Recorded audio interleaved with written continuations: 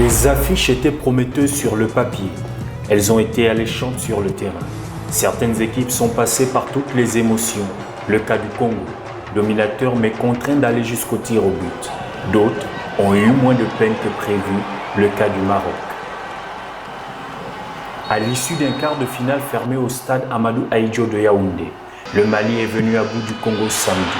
L'équipe malienne, très attendue après un premier tour bondissant, est presque passée à côté de son match, face aux impitoyables Diables Rouges qui n'ont malheureusement pas su concrétiser leur ascendant sur les ailes. Les Congolais ont cédé au tir au but 5 contre 4, ouvrant la porte des demi-finales aux Aigles pour la deuxième fois depuis la création du CHAN en 2009.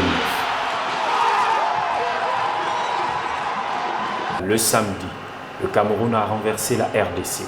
Après un avant-match tendu, puis un premier but encaissé, les Lions se sont réveillés et ont repris vie avant finalement de l'emporter face aux Léopards 2 contre 1, grâce à des buts de Yannick Dieng et Félix Okeng.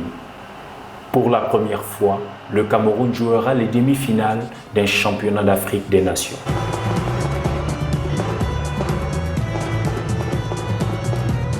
Au stade de la réunification de Douala dimanche, le suspense n'a pas eu le temps de s'installer. Après un premier tour pas du tout à fait convaincant, le Maroc a mis les points sur les i face à la Zambie. Le tenant du titre a bien l'intention d'être le premier pays à conserver sa couronne.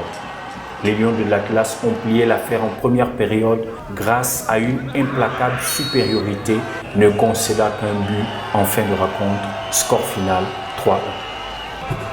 Dans le dernier quart de finale de l'Indo, la Guinée, initialement réduite à 10, a résisté au Rwanda.